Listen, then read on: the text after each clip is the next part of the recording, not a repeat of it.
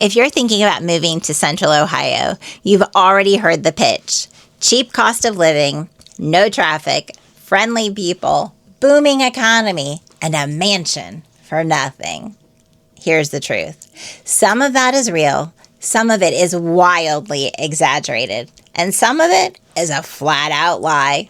I'm not going to sell you a postcard, but I am going to go through the biggest lies and misconceptions about moving to Central Ohio one by one and give you a straight verdict on each. True, exaggerated, or flat out wrong. By the end, you will know exactly what you are signing up for. So let's get into it.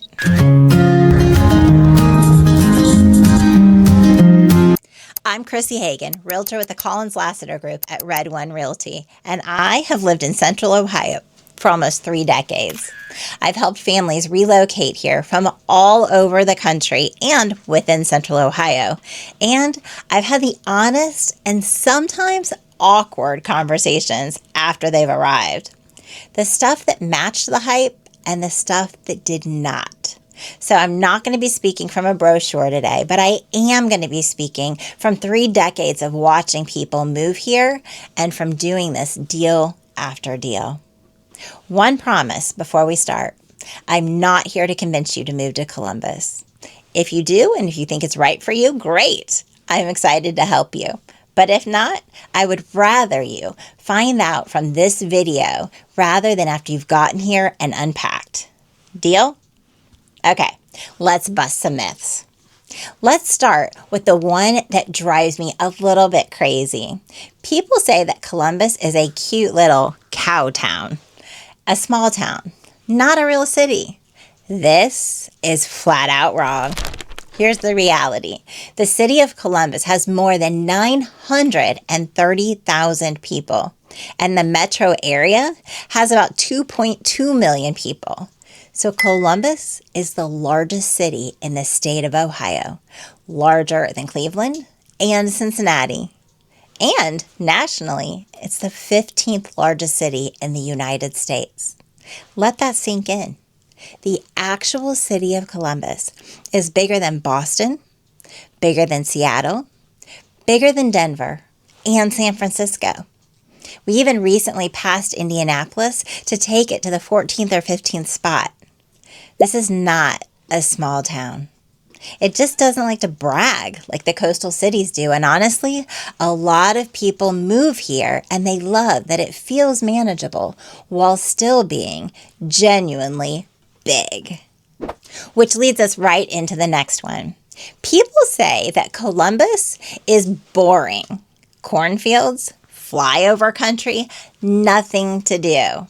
Also, flat out wrong. And this one, it's almost a little bit funny to me now. Here is what most people don't realize. Columbus is a genuine food town. In fact, we are one of the top test markets in the entire country. When a national restaurant chain wants to try a new concept, they test it in Columbus first because our mix of people is such a good snapshot of America.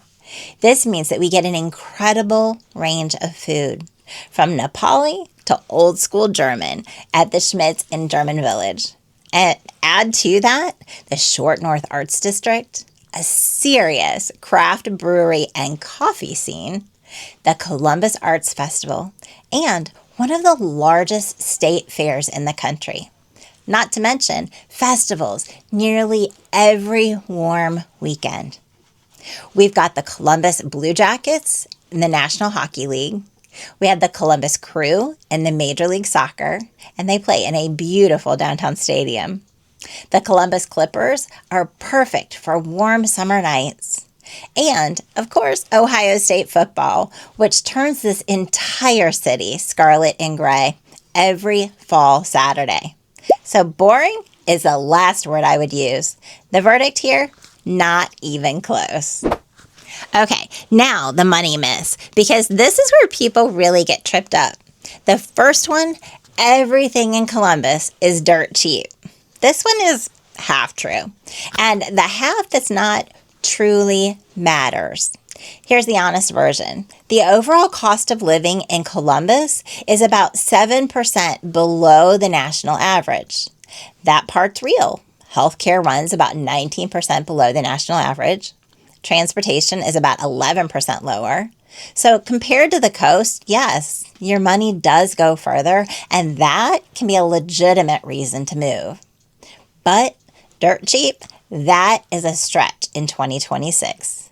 Groceries are basically the same as the rest of the country, and housing, which we'll get to in a second, has climbed a lot over the last few years. So the actual and accurate way to say it is more that Columbus is affordable, more so than the average American city, and dramatically more affordable than the coast. But it is not the bargain basement Midwest that it was 10 years ago. Do not move here expecting 1999 prices. Which brings us to the big one. Housing. People online love to say that you can buy a mansion in Columbus for the price of a parking spot in California. That is exaggerated. Let me give you the real numbers because this is my world every single day.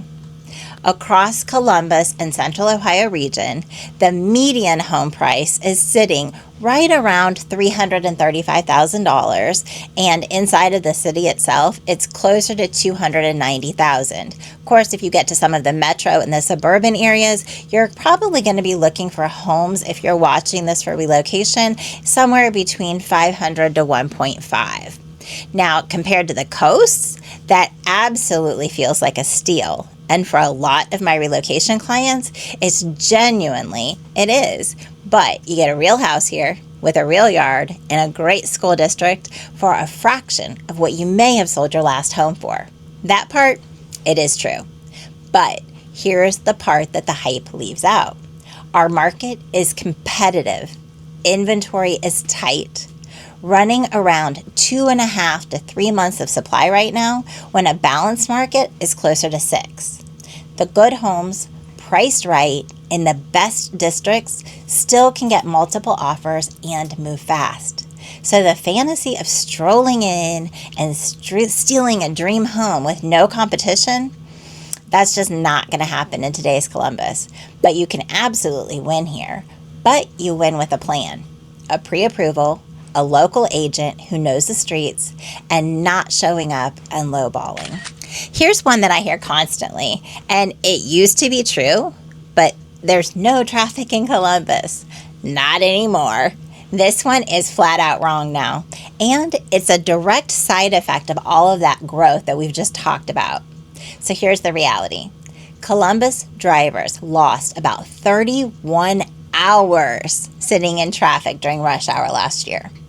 The Outer Belt, I-270 or Interstate 270, backs up at the peak times. The 315 corridor from Dublin into downtown runs about 25 to 35 minutes during rush hour.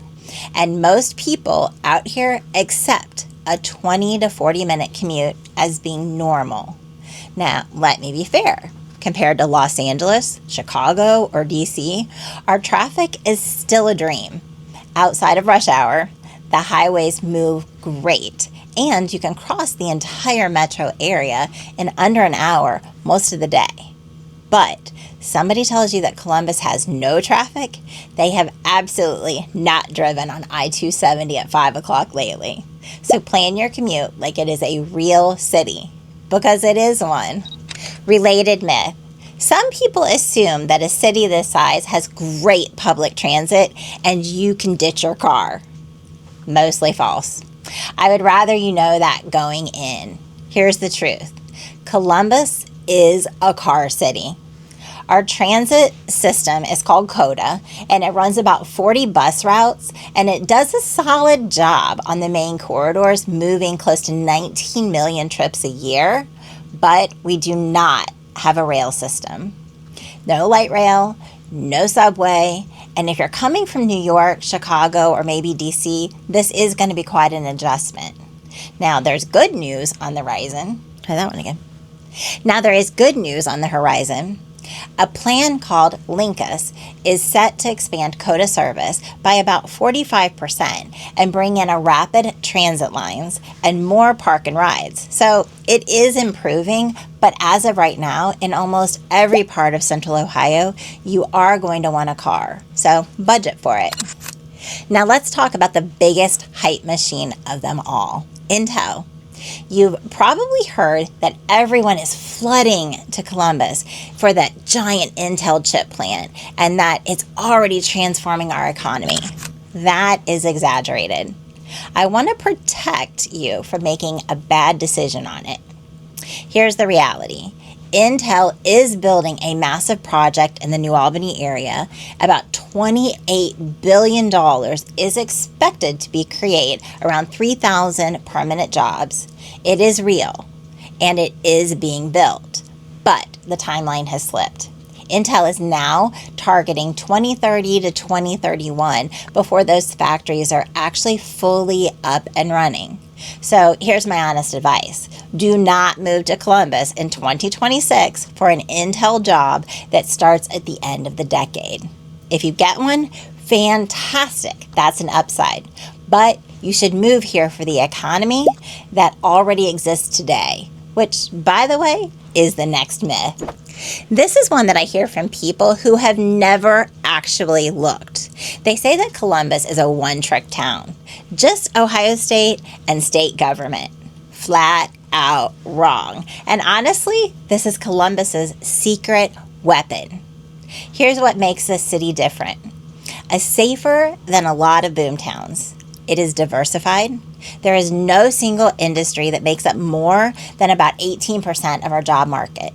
So when one sector has had a rough year, the whole city does not go down with it. Yes, Ohio State and the state of Ohio are huge employers, which also, though, we have JP Morgan Chase, which runs one of the biggest operations anywhere right here. And we also have Ohio Health. So do we have Nationwide, which is headquartered downtown, along with other big insurance and finance names.